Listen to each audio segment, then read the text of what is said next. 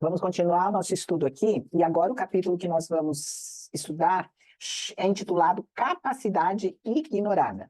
E ele vem falar aqui nessas páginas, basicamente, sobre o perispírito. Não o perispírito em si, mas como nós afetamos o nosso perispírito e o quanto nós adoecemos em relação a isso. E a gente já conhece tanto sobre esse corpo, já para nós parece que é tão batido, o que a gente vai chamar atenção, vamos dizer assim, a gente estudar o perispírito, a gente já sabe que ele é esse corpo elástico, maleável, moldável, né? O que Hamed vem trazer, chamar a atenção, né, em relação a essa questão do perispírito. E eu, assim, quando eu comecei a ler essa parte aqui, lá atrás, eu ainda não tinha feito o estudo, eu não tinha ainda encontrado, porque tem um livro que eu vou deixar aqui como uma recomendação, que é do Gesiel Andrade.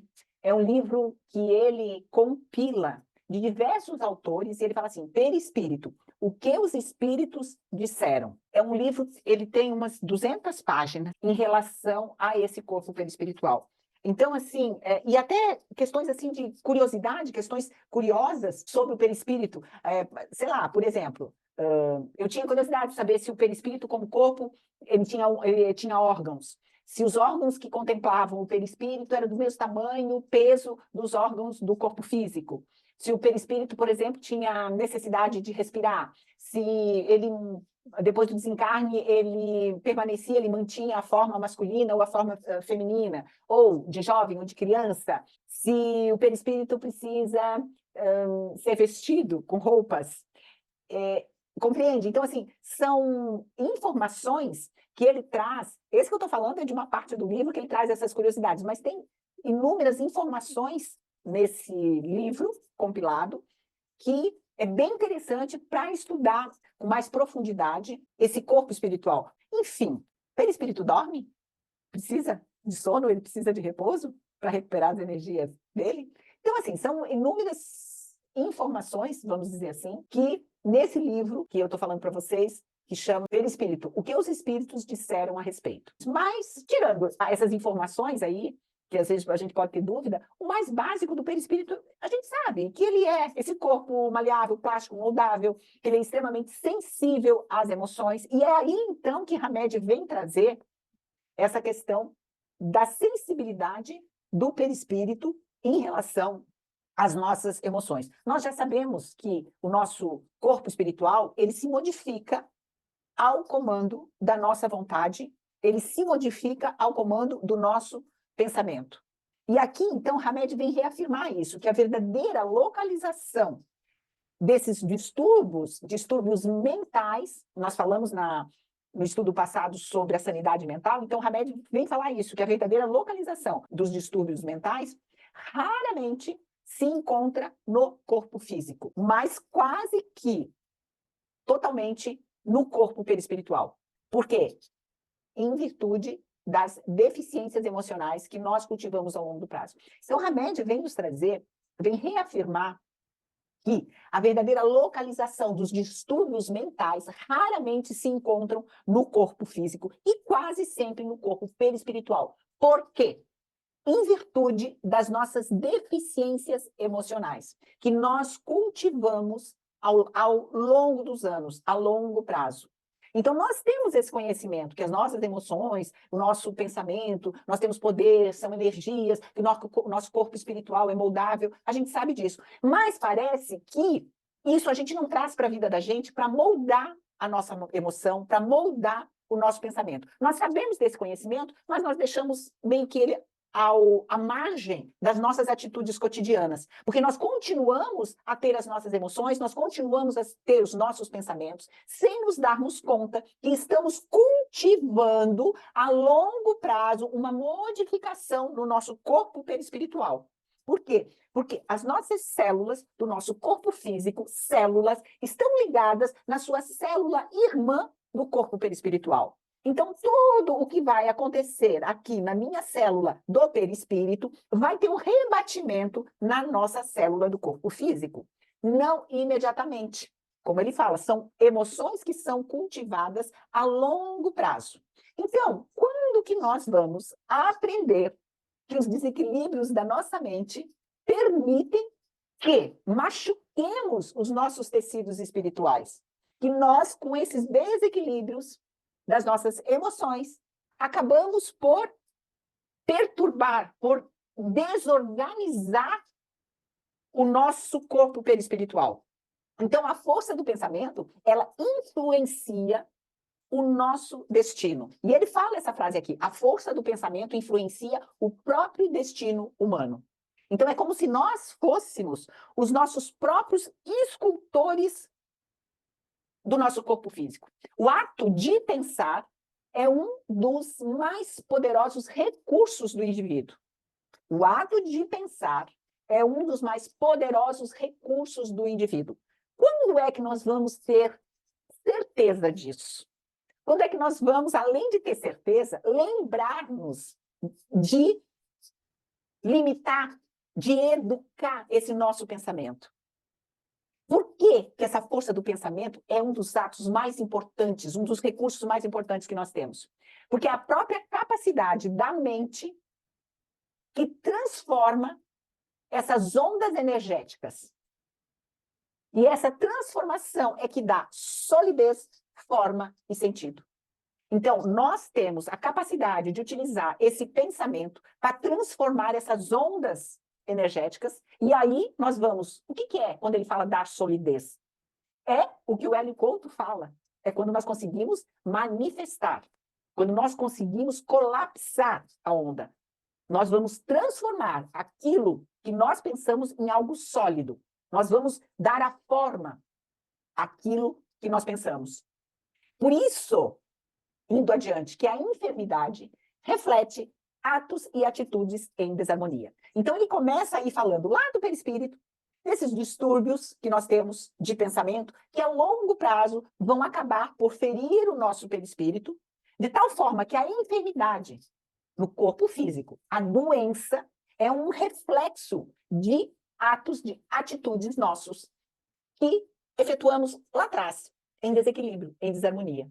Então, essa nossa mentalidade, conforme o que nós temos como crença, aquilo que nós acreditamos como verdade, conforme os nossos pensamentos, conforme as nossas emoções, essa mentalidade que engloba essa minha crença é a escultora da nossa saúde, do nosso corpo físico. E por falar em emoções, eu trago aqui esse livro que chama Emoções que Curam.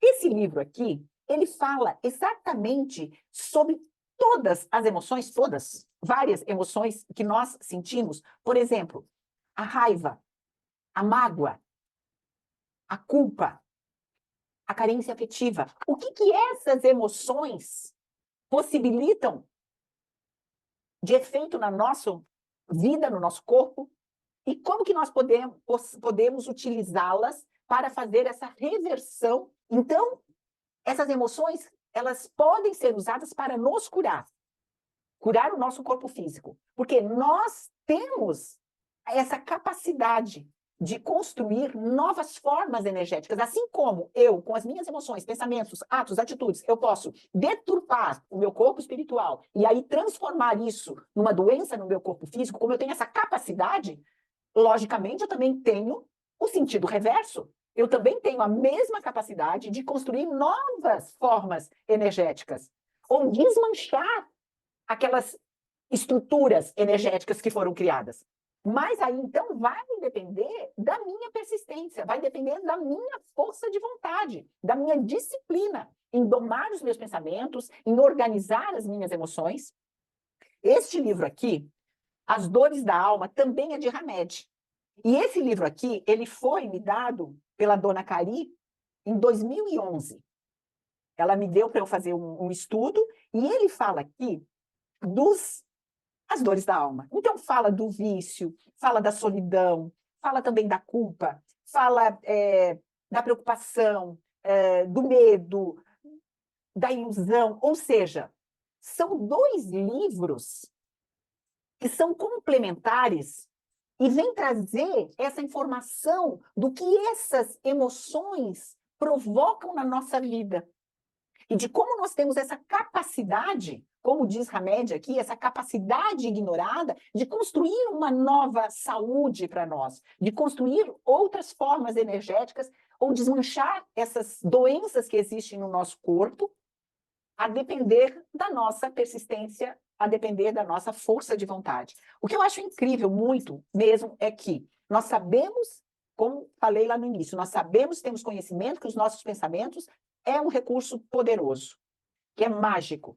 Nós sabemos o que as nossas emoções provocam em nós. Mas mesmo tendo a certeza disso, nós não colocamos isso no nosso prato diário. Nós continuamos a ter pensamentos e pensamentos e pensamentos desarmoniosos, nós continuamos a não acolher as nossas emoções e trabalhar essas emoções, e nós vamos vivendo e sentindo essas emoções, ou de raiva, ou de mágoa, ou de tristeza, ou cristalizados em dores do passado, ou cristalizados naquilo que as pessoas fizeram para nós, traições, enfim, são inúmeras emoções que sentimos e nós não as tratamos. E imaginamos que lá na frente, quando nós vamos ter 50, 60, 70 anos, nós vamos estar aí sendo acometidos de doenças do coração, de câncer, de Alzheimer, de vários males, e nós vamos correr para o médico e vamos atrás desse desequilíbrio do corpo físico, sendo que nós vivemos 20, 30, 40, 50 anos no desequilíbrio emocional, desequilibrando o nosso corpo perispiritual.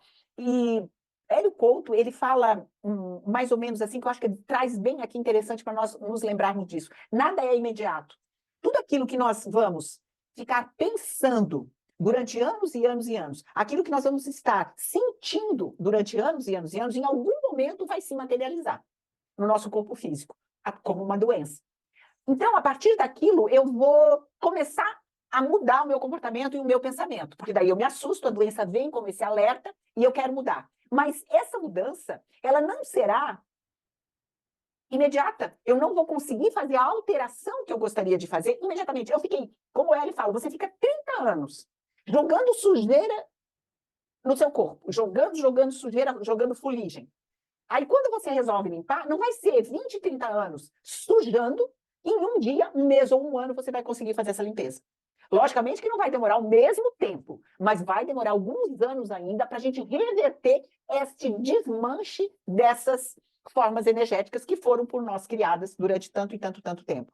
E eu vejo algumas pessoas perguntarem assim, mas nós temos os nossos guias, nós temos os nossos benfeitores, os nossos mentores, nós podemos pedir para ele. Quando nós ficamos doentes, acontece muito isso, nos vem o desespero, e aí nós vamos buscar ajuda espiritual. Nós vamos pedir a todos os santos anjos guias que possam vir nos curar, que possam vir nos tratar, que eliminem da nossa vida aquela dor. Não é isso que a gente faz? E aí, Hamed fala assim, olha, os nossos guias, os nossos benfeitores, eles não vão nos curar antes que nós percebamos o que foi que nos ocasionou a nossa doença. Quais foram as emoções? Quais foram as nossas atitudes? Quais foram os nossos pensamentos que nos trouxe aquela insanidade? Então, eles não vão nos tratar como se nós fôssemos uns bonecos, como se nós fôssemos uns fantoches. Eles não são esses pais super protetores que vão lá eliminar a doença. Por quê? Porque eles querem que nós aprendamos. Então, eles desejam que nós nos formemos como seres independentes, donos da nossa própria evolução, da nossa própria vida. Então, eles não vão nos tirar a nossa doença até que nós possamos perceber qual é a emoção, qual foi a tua atitude, o que ocasionou essa doença. Aquela frase que quando a gente está doente, nós perguntamos, Pai, perguntando para Deus, meu Deus, por que eu? E aí, a correção da pergunta é assim, para que isso está acontecendo comigo? Meu Deus, para que isso está acontecendo comigo? Porque eu preciso identificar qual é a emoção que me trouxe a doença. Qual foi a atitude que fez eu adoecer? A partir do momento que eu identificar, aí eu tenho capacidade de pedir aos meus guias, aos meus benfeitores, a minha cura. Então, ele dá aqui alguns exemplos que ele pede assim, para a gente examinar com certa relatividade. Não é que será sempre, mas... Então, eu acho interessante nós discorrermos aqui um pouquinho do que ele fala. Pessoas que tenham atitudes controladoras e dominadoras. Qual é o tipo de doença que pode vir a ter? Podem provocar inflamações na coluna vertebral, na espinha dorsal. Atitudes de ansiedade e preocupação. Essas pessoas vão ter, ao longo do tempo, gastrite, úlceras, azias e toda espécie de problemas digestivos. Atitudes de apego ou dependência afetiva. Intensos movimentos peristálticos e tensão nos músculos do abdômen. Atitudes de temor ou pânico, pessoas que vivem no pânico. Agem sobre as vísceras, ocasionando paradas intestinais ou diarreias que não cessam. Pessoas que têm muito medo, pessoas medrosas, que têm pavor de tudo, provavelmente vão ter constipação intestinal. Atitudes de perfeccionismo. O que cria? Criam enrijecimento ou deformações ósseas, artrite e artrose. Então, uma pessoa que é perfeccionista, ela vai viver anos nessa perfeição, exigindo de si mesma essa perfeição, e não significa que ela vai ter uma artrite, uma artrose agora, mas isso lá na sua velhice, quando chegar nos anos de vida, ela pode apresentar essas doenças. E as pessoas que têm atitudes de submissão e passividade, qual seria a doença? Arqueamento nas costas, porque a energia fica toda bloqueada naquela área. Atitudes de culpa e ressentimento, as pessoas que sentem culpadas, que se sentem com remorso, vão apresentar nódulos, cistos, gânglios decorrentes de estados crônicos de tristeza e mágoa mal resolvida. Bom, então, essa é os exemplos que ele traz das nossas estruturas mentais, das nossas emoções, de como pode desenvolver no nosso físico e no nosso corpo essas doenças. Então, impulsos, sentimentos, emoções, traumas, repressões no corpo perispiritual, isso vai se refletir pela sensibilidade do qual ele é feito. E ele vai se alterando, o perispírito, gradativamente, de acordo com essa nossa vibração. Isso será aos poucos que vai acontecer. Então, queridos e queridas, vamos tomar consciência da nossa capacidade ignorada para descobrir em nós, mais do que descobrir, porque a gente já descobriu, mas para nós acreditarmos nessa nossa capacidade de sermos autocuradores de nós mesmos. Que possamos ter esta consciência real no nosso dia a dia, de dominar esses nossos pensamentos, de manipular essas emoções, para que nós consigamos curar em nós essas nossas dores, curar em nós essas nossas doenças, para que nosso perispírito não fique lá sendo bombardeado todos os dias com esses pensamentos, com essas emoções. Porque um dia, lá na frente, ele é o mata-borrão, ele vai jogar isso para o corpo físico.